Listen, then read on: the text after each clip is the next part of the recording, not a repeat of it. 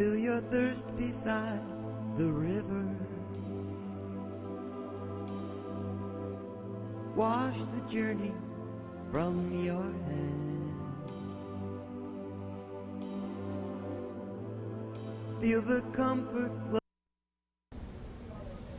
Hi, welcome to Healing Outside the Box. This is our 128th show. And my name is Rosemary Lachance, and I'm an energy healer and a spiritual therapist. And I'm Lisa Burton. I'm a heart-centered lifestyle coach. And we are the co-hosts for this thought-provoking series and are dedicated to providing you with food for thought, information, and answers to all modalities of alternative healing, spiritual development, animal welfare, environmental concerns, and so much more in the form of guest speakers who are experts in their fields. If you know of any subjects that you would like us to discuss, or if you know of anyone you think would make an interesting guest, please let us know. Please like us on Facebook under Healing Outside the Box, where you can learn about and see pictures of our past guests and ask questions or leave a comment. Enjoy the show. Terrific. Well, tonight is our 128th show. The title of our show is Energy Awareness and Emotional Mastery. And we are delighted to have Dr. Synthia Andrews here. Hello. And I can't reach you, but okay. So Dr. Andrews is a naturopathic doctor. She's also an author. She is working 30 years prior as a massage therapist and an energy intuitive. In her medical practice, Dr. Andrews combines technical training with clinical experience and intuitive insight. Her work focuses on the underlying spiritual and emotional aspects of health and healing. She's the author of The Path of Emotions, published by New Page Books in 2013, and also The Path of Energy by New Page Books in 2011. She's co-author of 4 additional books on healing, subtle energy, and consciousness. She taught massage therapy for 15 years at the Connecticut Center for Massage Therapy and has taught at the Kripalu Yoga Institute in Lenox, Massachusetts. And she provides instruction in energy awareness and emotional mastery for personal and professional development. So it's going to be a wonderful show. Yep, we welcome you, Well, thanks for having me. It's a pleasure to be here. And we might add this little note. She is the wife of Colin Andrews, the crop circle man that we've had on the show a couple of times. Delightful man. Mm-hmm. Okay, one of the first questions we always ask is what made you get into this field that you're in? That would be a lifelong endeavor, and I would have to say, I have to credit my parents to that quite a bit. I've been interested in energy and healing probably my entire life, and it started, my parents were always bringing in animals and people from all over the place, but animals who'd been injured and helping them, rehabbing them. My father was a medical doctor. And the first time I saw an animal die and I witnessed the light leave his eye, I wanted to know what that was. What was it that just left? What just happened? How could the body be the same at this moment and different in that moment just by a light leaving? And I was holding it. It was a rabbit, actually. And when the light left the eye, it went from being light in my hand to being heavy. How could something leave and it be heavier? Right. So I became fascinated with it, and my parents were involved with Edgar Cayce and studied him a lot, and so all of his books were around. So I think I read my first book on auras when I was 12. Wow. And then crossed my eyes and burned my retinas trying to see auras, which I never was able to do in that way. So it really was from a very young age. Yeah. Oh, that's fascinating. What a wonderful experience to see the light leave like that with the animal. It was memorable. It was. Yeah, I know. I saw it with my cat when she passed away. She was the first one I ever saw, and that was only about 7 years ago or something like that, 6 years ago. And this was great. You had it as a child. That was great. Well, my parents were so involved in all of these things. We had so many books and so many people. They were very, we had a dining room table that was always filled with people, and people from all over the world with all different kinds of thoughts, which is how I met Colin, nice. Of course. My parents knew Colin before I ever did. And I was just exposed to many different ways of thinking right from the beginning. Great. That's so great. It's so meant to be for you. Yeah. You picked I picked your parents. well. You picked well. You picked well, yeah. And so that led you to decide to become a doctor?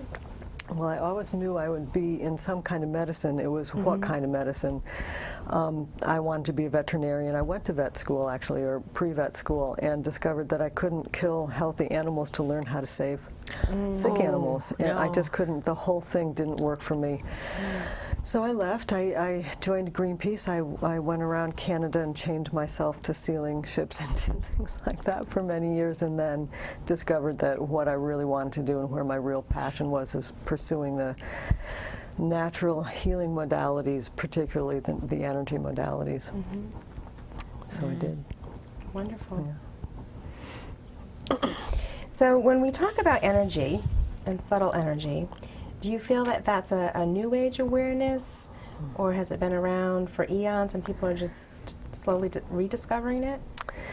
Well, I think if you look through different indigenous cultures around the world, every single culture has a name for this subtle energy, for this mysterious substance that provides life. And you know, it's called prana in Hindu, it's called chi in Chinese, and ki in Japanese, and vital life force is what we typically think of it as now. So if you look culturally, it's always existed there. And we came in through the scientific revolution. We decided that anything that you couldn't see and feel that existed outside of that parameter didn't exist.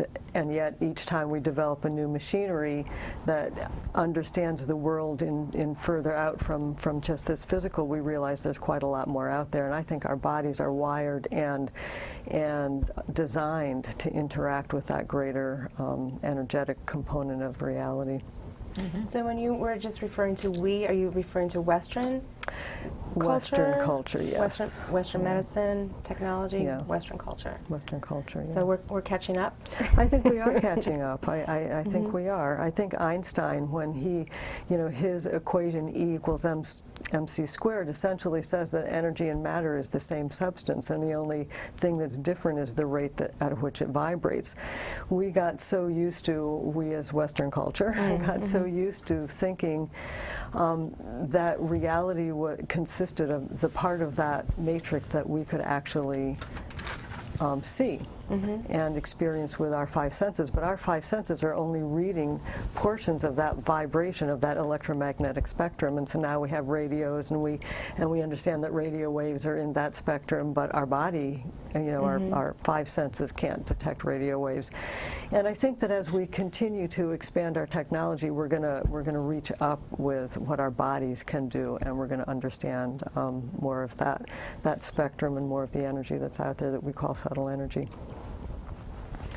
Can you give us like a real life example of subtle energy for the layperson?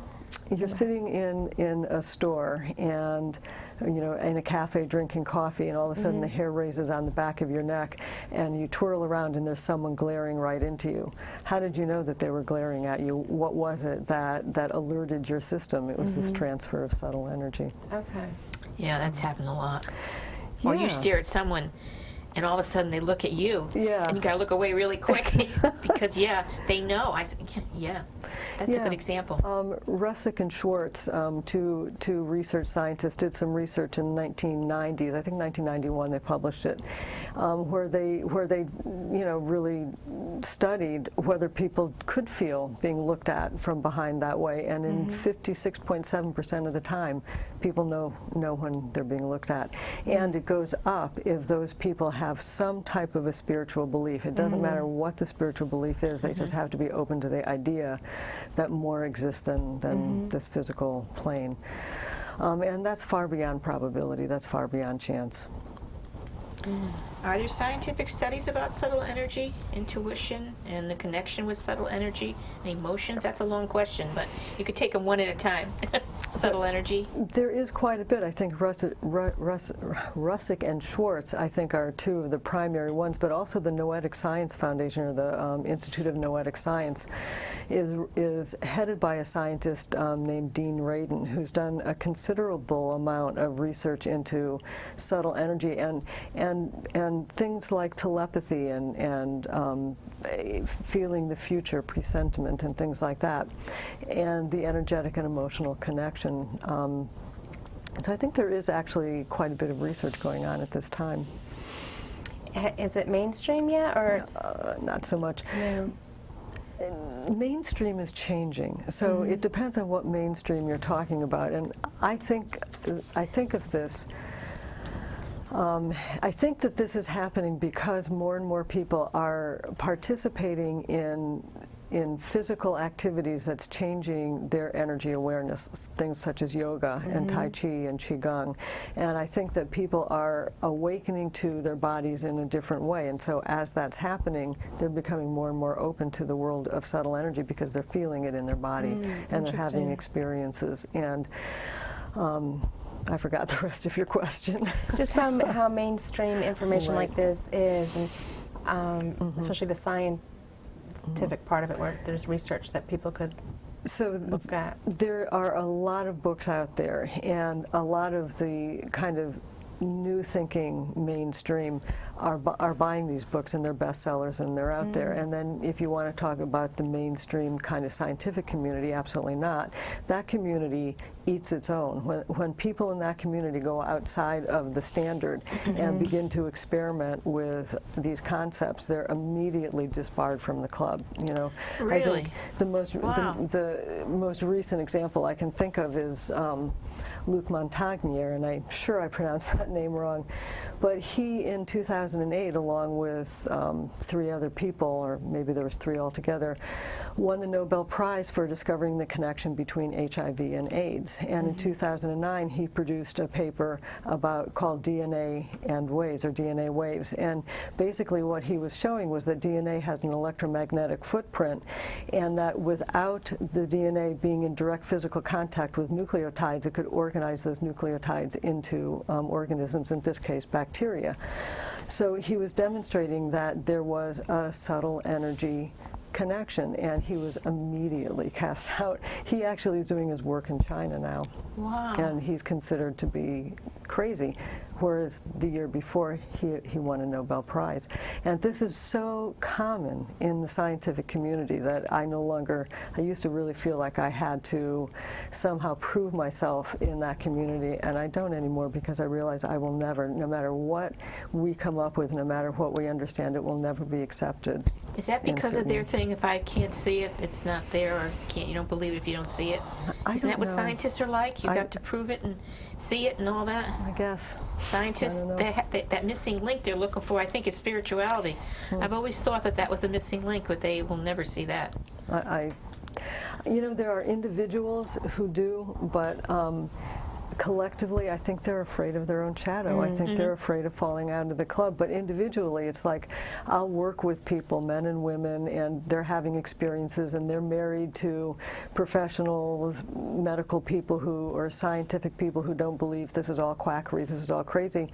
But they're having the experiences, and they're getting Reiki training, and they're expanding themselves. And so the spouse is automatically kind of drawn in and changed. And I think that's how this change, if it's ever going to happen, that's how it's going to happen, one household at a time, one person at a time, one experience at a time. Well, if you think back too, I mean, Einstein was thought to be crazy. Yes, he was. So anytime there's something new that kind of shakes up the belief system of the establishment, and it has to be wrong. Einstein totally did not get quantum physics. I mean, the letters between he and some of the early quantum physicists were amazing. He couldn't, this idea of non-locality and entanglement, he called ghostly interactions at a distance, and just poo-hooed it. So all of us have to stretch beyond that ring through which we cannot pass. We all have to reach that point within ourselves where we let go of our beliefs and we're just willing to experience what's there without so many preconceived ideas. And fear. I think a lot of it's fear. Yeah, it is. Fear You're of right. the unknown. It is. Fear. A lot Fear of to it. trust your gut, trust your Some of it's intuition. control too. And I think it's a control issue too. Yeah. Because with that kind of energy, everyone can do for themselves. Everyone can feel, take it in, do whatever, and they won't need the people they thought they needed before. Right. You know what I mean? That's interesting. Yeah. Well, I think the internet has shown that. I mean, if you go into many professional doctor's office, and I don't want to get down on doctors, we need medicine. Yeah, there's we a place for absolutely that. need medicine. And the two kinds of things coexist very well together. One is very preventative and very recuperative, and the other is heroic intervention, and they're not the same. You know, energy work, when my oldest daughter had was having kidney failure, I didn't take her to an acupuncturist. We went to the emergency room, but when she was recovering, we used the alternative things. You know, so everything has its place, and I'm not meaning to kind of get down on it or anything, but No, we've had a naturopathic doctor on our show several times, and he's like a walking fact machine. He knows everything. And what we talked about, which is what we really believe, it would be just so nice if the allopathic doctors could work hand in hand with the naturopathic doctors and the energy healers, and all work together, but they won't do that. So, you know, and a lot of times I think they're kind of a little brainwashed by the big pharma, you know. And they're afraid of being thrown out of the club. Yeah, you know. exactly. And so back to the point that I was trying to remember to make before, it's like, That's okay. if you show up at a doctor's office having informed yourself of things on the internet, they don't like that. You know, they don't like that so much information is available to so many people, and partly for valid reasons, because a little bit of information used incorrectly can really throw things out, but also because people, you know, in positions don't want to be challenged. They want to just, you know, do what they're doing and go on, and if it isn't really helping you, they don't really want to hear that. They only want to hear the success stories, and you know, we're all like that. Again, I don't want to get down on medicine. I think medicine has many, many good things to offer. The problem with medicine, Lam, is that they treat symptoms more than the whole person, where naturopathic treats the whole person. To our own biases, yes. Yeah, no, it's true. I mean, I can see that. I happen to have a wonderful doctor, an MD, and he believes in both. Yes. So we get along good. Yeah. And there are many out there. They're just not the ones that you're going to see on a public platform. No, no, you're not. You have to search them out to find them, and I did, and it was great. He's great. Yeah. So,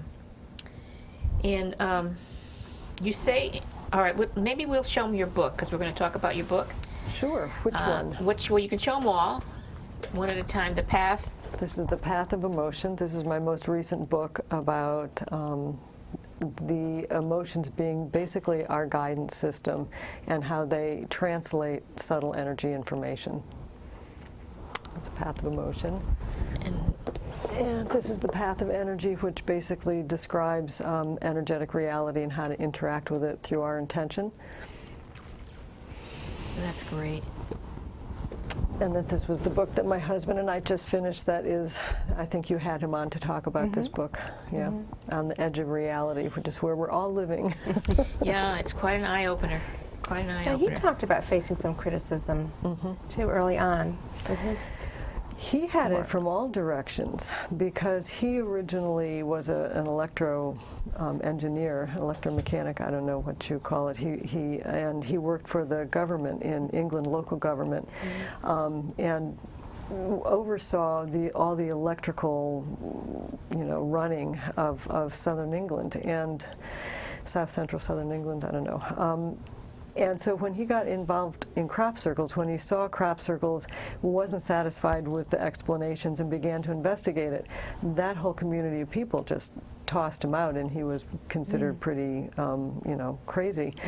And then in his research, when he discovered that people were part of the phenomenon, and that people were an important part of the phenomenon, that while there is this mysterious force going on, people are interacting with that force, and often under direction of that force, then he got annihilated by, you know, people who believe that crop circles are only made by a mysterious force and that other people aren't involved at all. So it's like he got ostracized from all directions.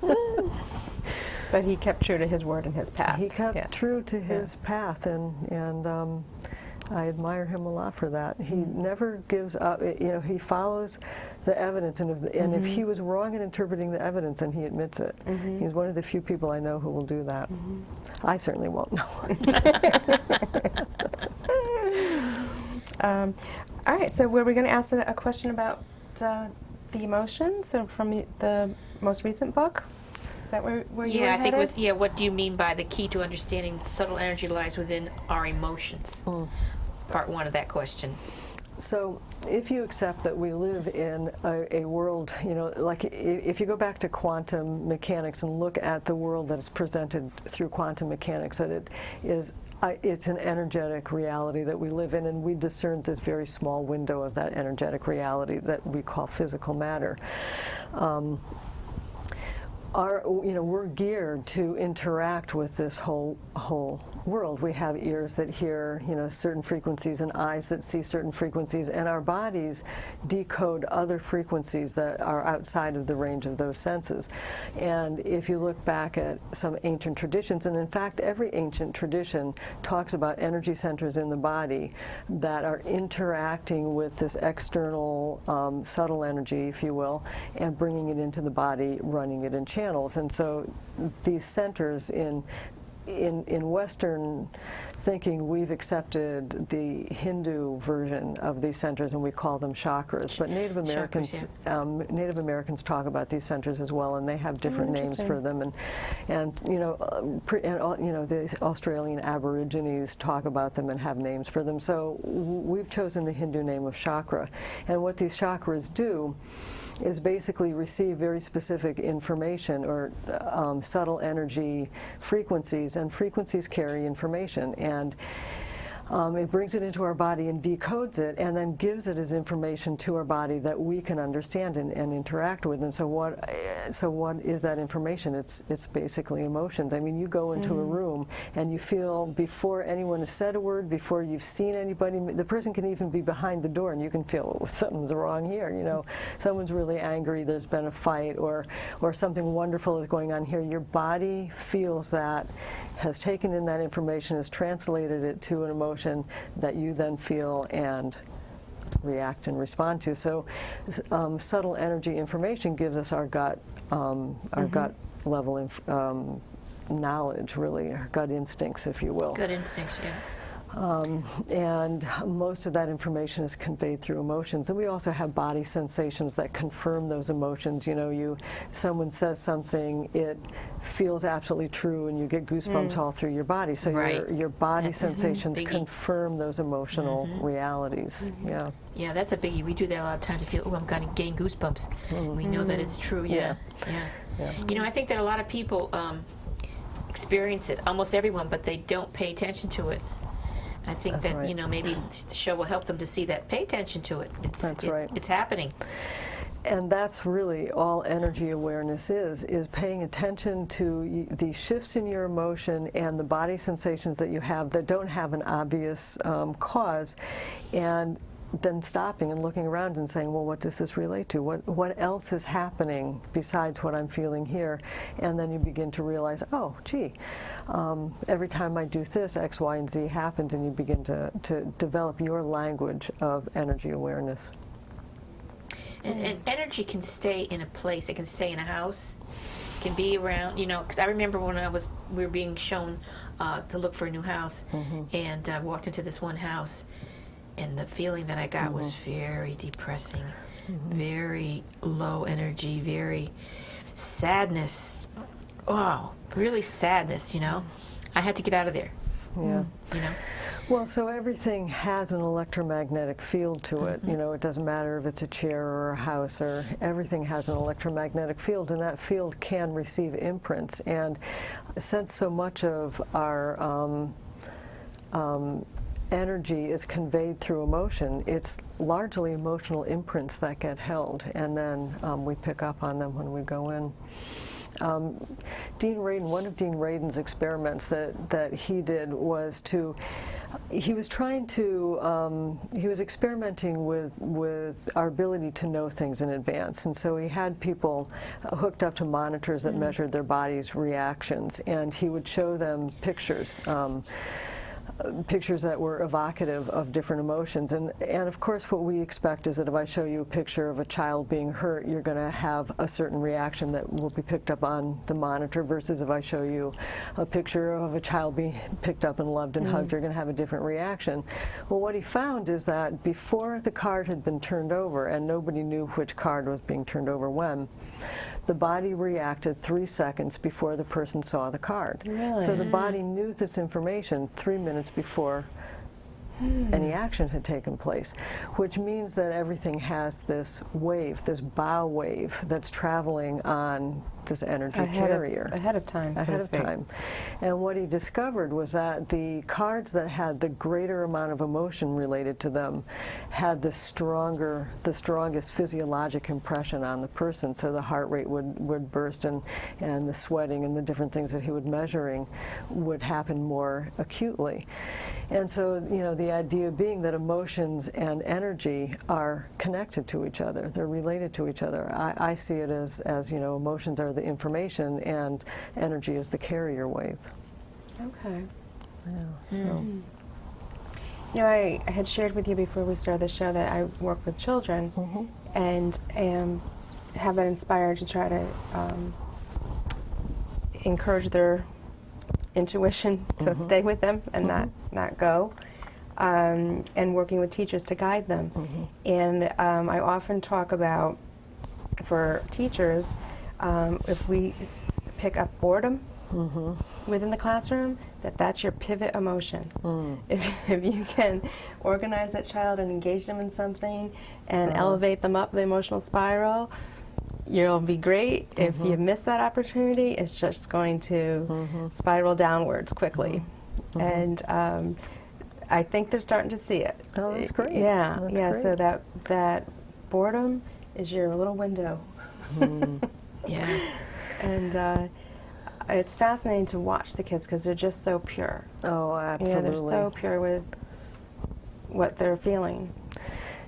Which is a really good point, because what we have come to believe about emotions is that there are good emotions and there are bad emotions, and really what we're saying is that there are comfortable and uncomfortable emotions, because all emotions do two things. All emotions give you information about the environment that you're in, externally or internally. It can be telling you about yourself.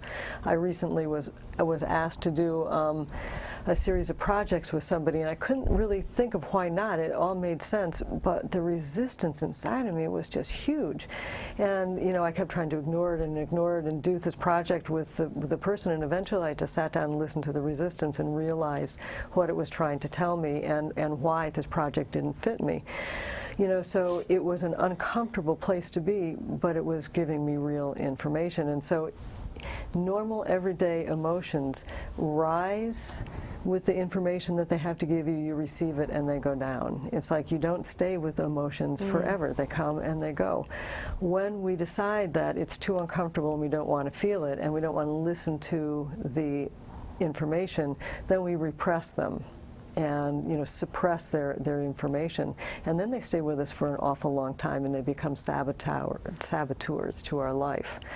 The other thing that emotions give you is energy. It's like when you're angry about something, it's telling you your boundaries have been stepped on, and you immediately have energy to do something about it, right? So you have two things, and every emotion is like that. So if we can get away from, or what this book tries to talk about is extracting the information so that we don't have to stay up there on this uncomfortable emotion, and then using the energy of it to do something in a heart-centered action, to take a heart-centered action.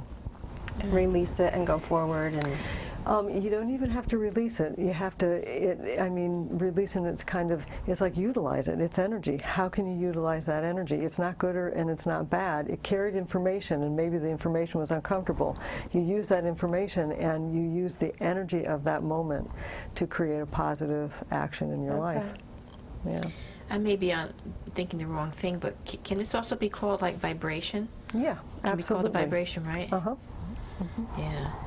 I know that sometimes if I'm out in crowds, in stores with people, lots of people crowded, I can only stay a while. I start to feel all these things coming at me, and it's like it's confusing. I start to feel confused, and I said, I've got to leave now. Yeah. I had enough. I've got to get out away from here. I'm very sensitive to that. Yep. So that's really the same thing then. It's coming from all the different people. Yeah, so basically what's happening in that situation is that your boundaries between your emotional content and the emotional content of the people around you is more resonant and less strong, and so other people's emotions are coming into your field better than is what's maybe healthy for you in that moment. That capacity is really helpful when we're in sessions with people. It's not so helpful when you're out in the grocery store, you know. And so it's learning how to make a strong boundary for yourself. And so energetically, you know, we have this area around us that is our personal space, and that has been called, again, in Hindu tradition, has been called the aura. And that aura is our emanation, and everything inside of that represents our thoughts and our beliefs and the frequency that we're presenting to the world as us. So when someone steps into that space in a harmful way, we're angry, to go back to that example, and we have a burst of energy. Well, what do we want to do with that energy? We want to use it to strengthen our boundary. And so in your situation, too, you want to take your personal energy, put it into your boundary so that those thoughts and those overrides can't impact you at a time when it's not convenient to be impacted. So how would one do that? Yeah, in my book, The Path of Emotion, I talk about different energy exercises. So in Chinese medicine, you're taught that energy follows the mind, that where the mind goes, where your attention goes. Attention is your most powerful tool. And where your attention goes, your energy will follow. So all I really have to do is put my attention on that boundary and notice it and think about it and see it as big, and my energy will immediately go and do that for me. Okay. Immediately. It's like the crier going before the king. That's good. That's very good way to know. Good way to do that, you know. So, I'm sorry, go ahead. No, so because you walk in the store, blah, blah, blah, I'm happy, blah, blah, then get halfway through the store and you start going, you know. So, yeah, that's a good thing to do. That's great. I'm sorry. Go ahead, please. No, Go sorry. ahead. You go. There's just so much to say.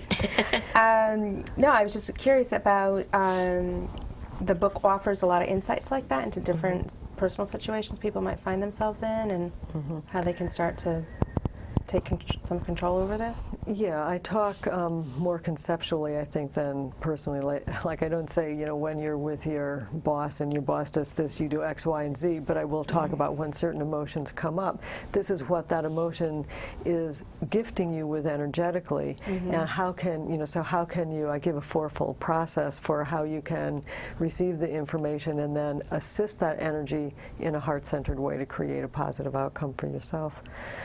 You know, and then in the path of energy, I give energy exercises that you can do, meditations that you can do, where you're shifting your attention to different parts of your energy structure in order to create different energetic effects, like strengthening your boundary.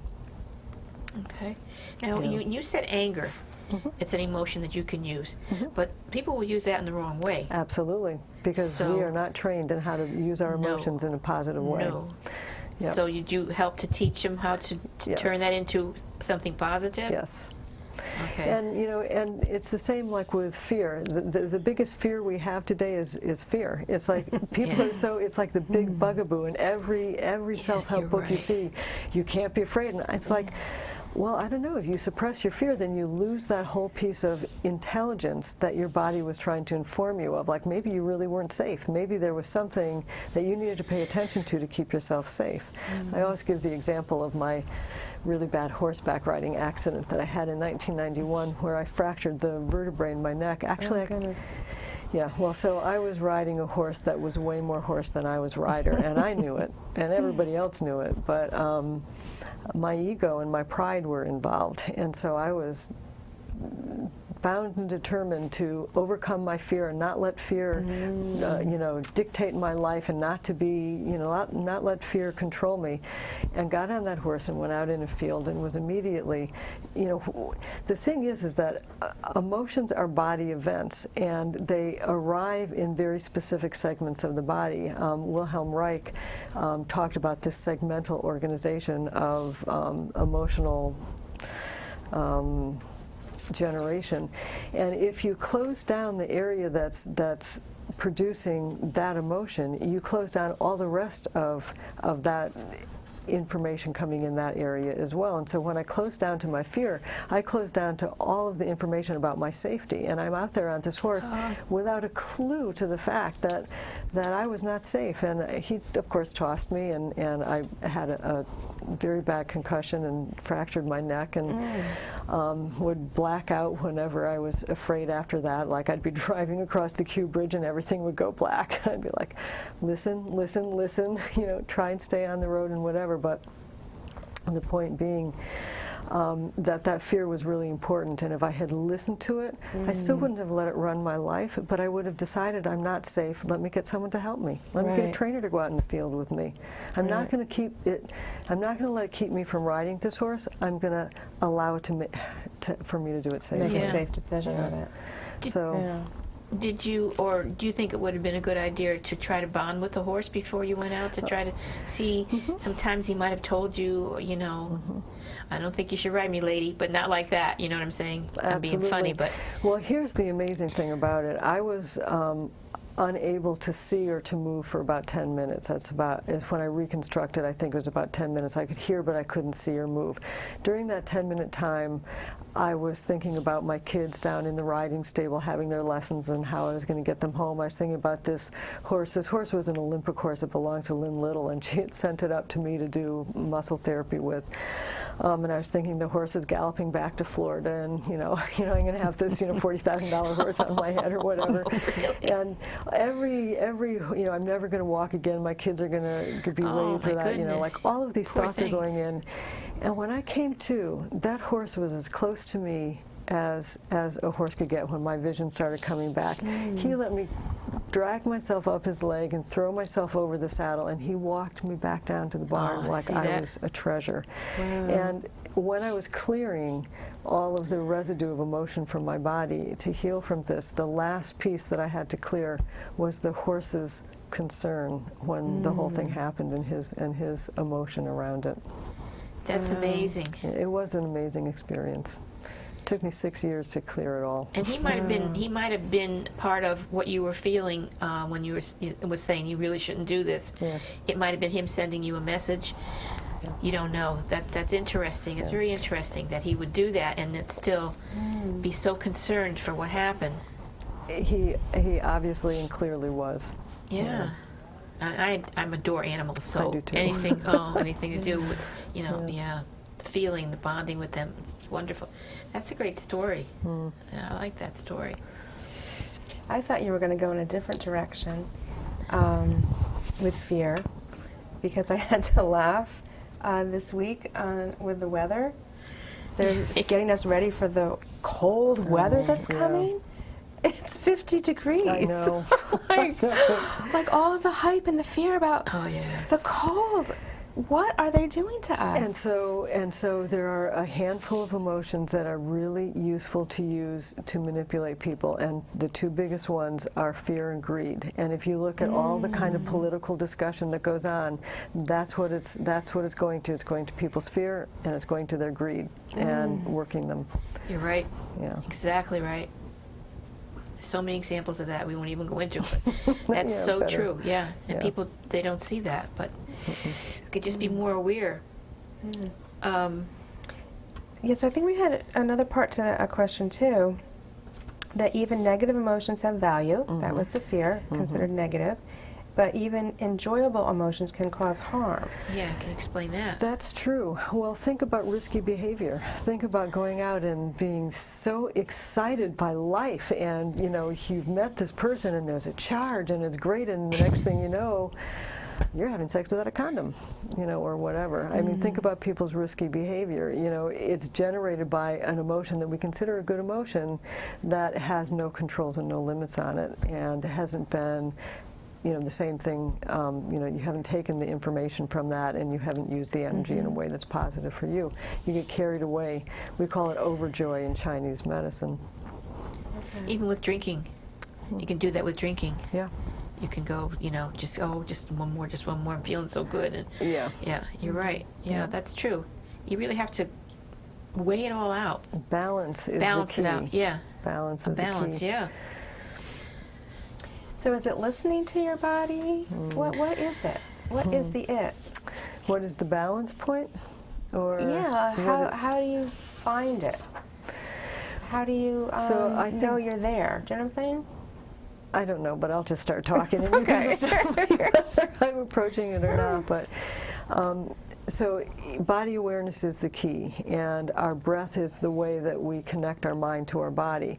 And if even in those moments of you know, oh, this is great, I'm going for it, if we take a few minutes to breathe and connect our mind to our body, all these informations that we're suppressing because this feels so good has an opportunity to come to the forefront, Okay. and we can listen to it. And so it's bearing witness to the emotion and allowing ourselves to be in our body and our mind together. Our body and our mind are meant to work together. Our heart and emotions are supposed to work with our mind and our brain. We frequently disconnect them. Yeah, it's true. And we live in a fast world, so we don't stop to think and feel. We don't. And we always have things in our ears. We always listen to people, not me, but people listening to things Don't in their even ears get me all the going time. there. Or they're on that, the phones that have all these things and texting and all these information. There's just too much. Yeah, we've had people in the car, and you could be driving by Niagara Falls and say, "Oh, look, there's the fall." Yeah. It's like, Yeah. What did I see today on Facebook? What did somebody he was doing the thing on the on that. What are that? I guess it's your cell phone, is it? That does all these things. I have a very simple one. Smartphone, yeah. Like, okay. She said, "Would you hold that phone up under my forehead so I'll think that you're talking to me? At least you're paying attention to me." You know, That's good. because you see that. You go to dinner. I went to the ladies' room. There was a family of 4, mother, father, 2 children.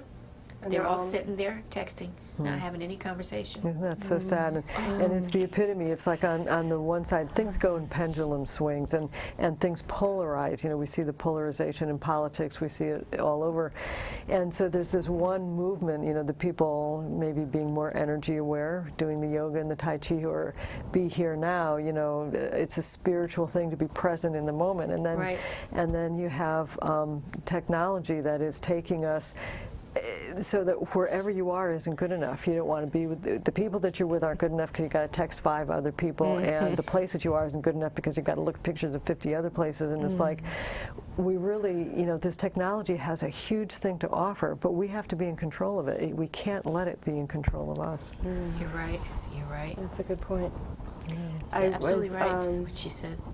A friend of mine who works at another center, we don't allow technology in our center, but she was talking about with the 18-month-olds having an iPad, and I'm sorry, they had a book. They had a book in front of them, but they were going like this Isn't that on the page of the book. interesting? Isn't that interesting? Oh, They're already wow. thinking Yeah. differently. Thinking that, yeah. You can And do getting that. frustrated because nothing's happening.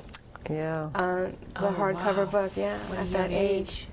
Isn't that So something? you just answered my question about why I can't get my fiction published. I have to be interactive on a scroller. Yeah, right? Yeah. Yeah, it says a lot about Yeah, our it does say a technology lot. in our society. Well, yeah, and so I don't know that all of that is bad. You know, we're just learning to think in new ways. It's. I don't know that it's all bad. I just know that we have to also stay in our body and utilize, you know, the natural world around us. I know that nature has something to offer us, and that connection to nature that you can't get in technology. No, you can't. And you can't, if you're busy mind all the time, Yeah. you really can't connect. You really can't hear the messages that are coming That's for right. you. That's right. Nothing. It's just whole, it's like God calling on an old phone. It's a busy signal. Yeah. Beep, beep, beep, beep. Can't get through. But So that balance again. Yeah, that balance again, and you know, who's driving the bus? Yeah. Is it the technology and the advertisers of the technology, or you know, Right. is it our connection to something larger and something greater, and our place in the natural world and in the universe? I started out of the house without my cell phone, and I thought, no, I'll leave it home. Well, but what if something needs me? What if something happens? And I said, wait a minute. What did you do before they made these things? They called your phone. They left a message or whatever. Leave the cell phone home. And I'm doing that now. It I'm can going wait. out a lot without the phone. It can Leave wait, it there. yeah. Yeah, it can wait. And it's a freedom, kind of. I don't have to think about that thing. Grab it out of my purse, especially when it rings when you're just checking out. And you got to answer it, and the poor girl's trying to, Yeah, it's too much. It's just much, too much. It is. It is. All right. So, you have a question, or you want me to ask? No, go ahead. You have something? Okay. Yeah. So we've talked a lot about this mind-body connection, and what are ways that people can strengthen that for themselves, just throughout their day? The simplest thing is just to breathe, and you'd be surprised how much we forget to breathe. And check in with your body tension. How much tension you're carrying in different parts of your body will give you clues to where you're repressing or suppressing emotional information, which gets back to the idea of segmental arrangement of this emotional content. So I used to put little notes around, where are your shoulders now, breathe, and I have them up on different places, especially in my treatment room, so that, as I would get nervous that I wasn't doing a good job, I could look and it would say, breathe. Oh, okay, that's right, breathe. That's a good idea. And just remind myself throughout the day. I can be as unconscious as anybody can be, and I have to continually every day just stop and say, okay, am I in my body, am I out of my body, have I let this concern throw me out of balance or not? And so it's about center, it's about ground, it's about boundaries, and it's about presence. And those four principles, if you continually remind yourself, what am I transmitting right now? What is my presence in the world right now? How grounded am I? How much am I coming from my center and my core? Meaning, how authentic am I being? Or how much am I listening to this voice or listening to that voice or acting because this is driving me? How much am I being driven and how much am I sitting in my core? And so reminding yourself continually through the day to check on those four elements is really the basis of all of it. That's true. And you wonder why at the end of the day your neck is hurting and stiff and your shoulders hurt and all that. Yeah. Now our viewers will know why that's happening, because it's happened to me a lot. I didn't think about that. Check your shoulder. I'm always like this. Oh yeah, if you're on the computer a lot all day, you're in that posture also. Even if you're watching television and there's some tension on the television, you start tensing up with them. I hope they make it or whatever. All that. That's a good idea, putting those notes around. It did help me. I don't use them anymore. Maybe I still should, but now I have people around me who say, "Hey, get back in your body." That's good. That's good. So we know you've been very prolific writing these books. Are you still doing treatments for folks and working absolutely. individually? I have a full-time practice in Guilford. Books are not really income generators. I mean, maybe if you're Stephen King, they are, but for the most person, books are something that you do because you feel compelled to get what you believe and think and know in the world out, and to have it there. So yes, I see people, and that's the bottom line joy is what can we do here together? What are you bringing? What am I bringing? What magic can we make in this hour that we have? So you do naturopathic medicine, plus a kind of a spiritual therapy, right? And some massage hands-on that you were talking about, and something for the animals too. Yes. You're an energy healer too, right? Well, I don't like to consider it energy healing because I think that the healer is the body, and the person's attention and intention is what creates the healing. I definitely work with energy to help the person balance and to help them feel in their body where things have gone awry, and then be their support person, bear witness to their journey through that discomfort and through the healing of it. So the people are doing the healing. I'm just there to point out what's happening as we travel the road. My theory, because I call myself an energy healer, but my theory is that when I tell people too, this energy that comes from above through me into you is going to help you to find the reasons for your illness, find the reasons for your emotional problems. It's not going to cure it. You're right. That's you right. cure it. Yeah. But this will help you to do it, and it's helped. That's how it works. Yeah. and that's how they feel. And people want to go and get an instant relief, but it's not like that, because that problem is trying to tell you something about yourself, right? That's Am I right. It's there's a whole dialogue that's going on between your body and your experience in the world, and how you're living that experience in the world, and what resources you can still develop. And so, you know, people get into the blame game. I'm sick because I'm a negative thinker, or I'm sick because I have too much anger or something. It's like, well, maybe it's just because you're really trying hard to develop a new resource, and that resource needs to be challenged. You know, let's look at the whole picture. Let's not just be mad at ourselves all the time. And, you know, I have people come in who maybe they have cancer or some other terminal illness, and they've been hearing all around them that, you know, they have to stay positive and they have to be positive. And every time they feel fear, they feel guilty about their fear. And it's like, you know, in this hour that you're here with me, you can be afraid. It's okay, you know.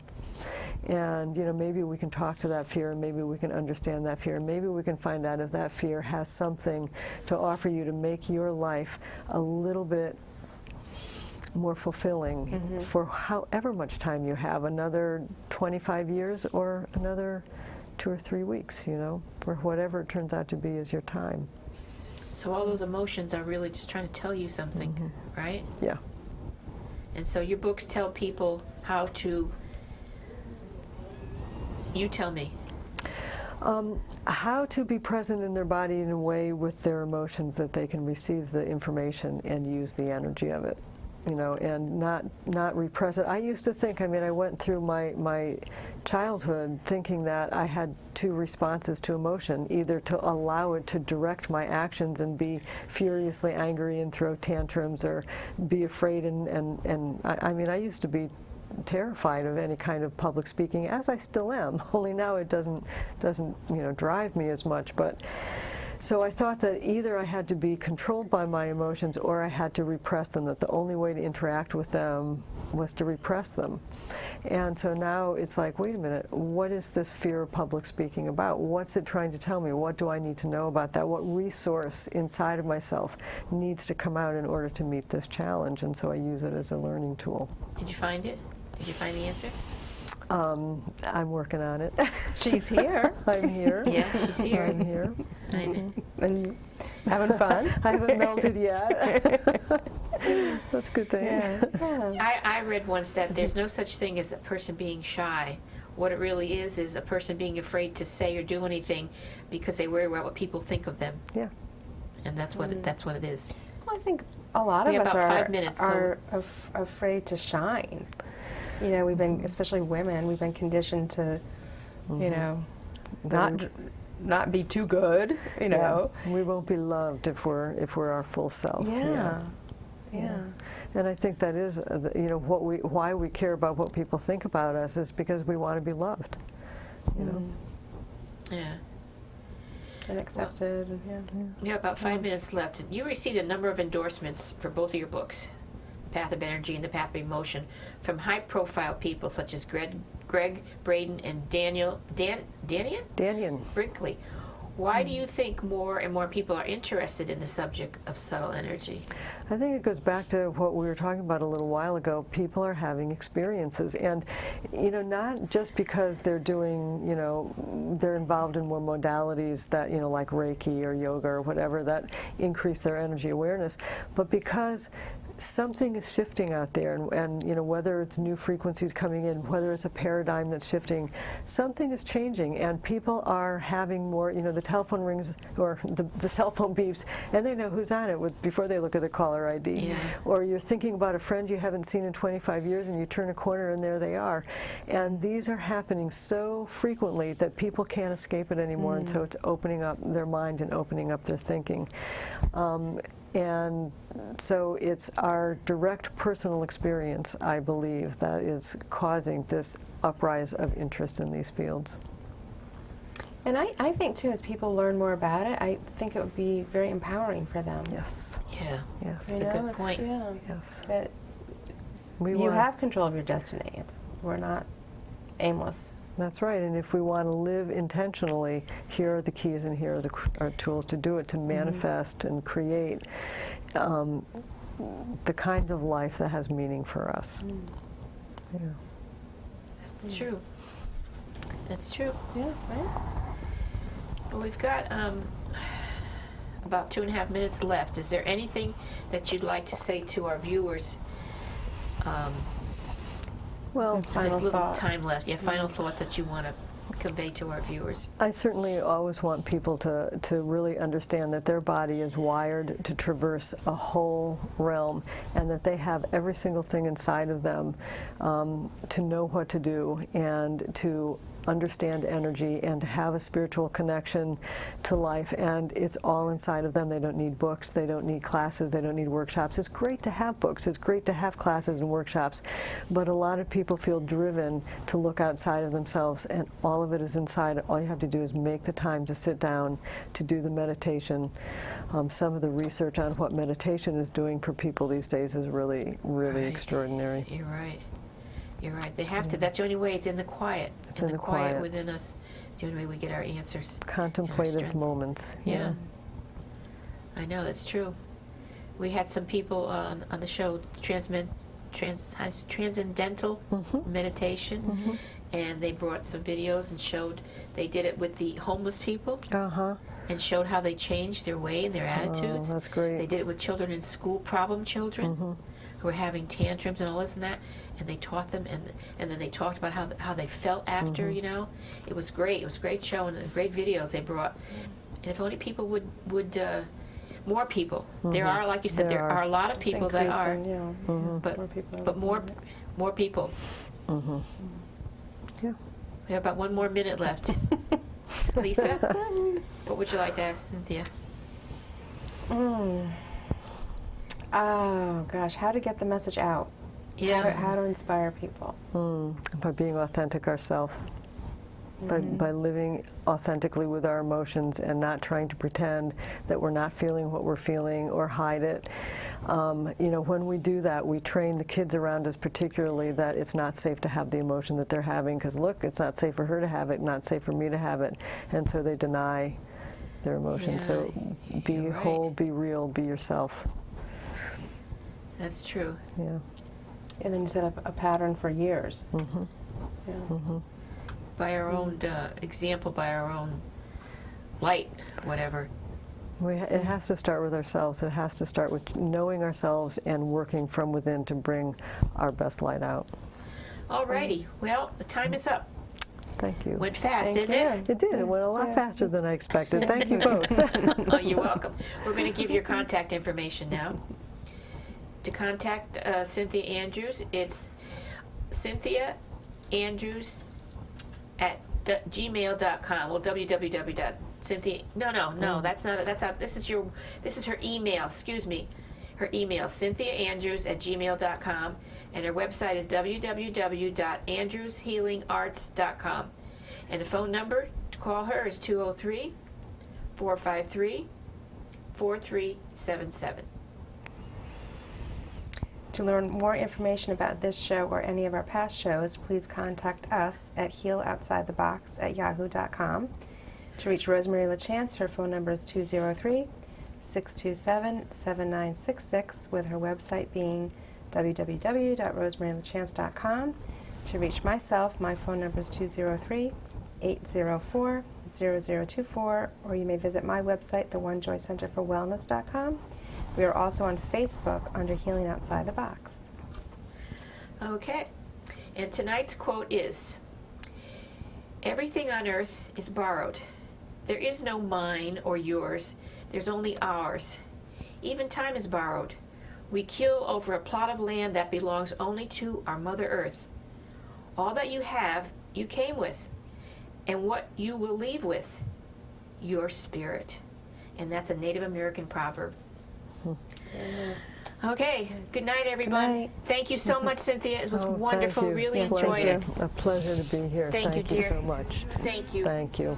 Good night. Okay, now we can.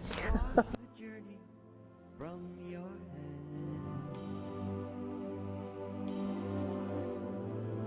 Feel the comfort flow inside you.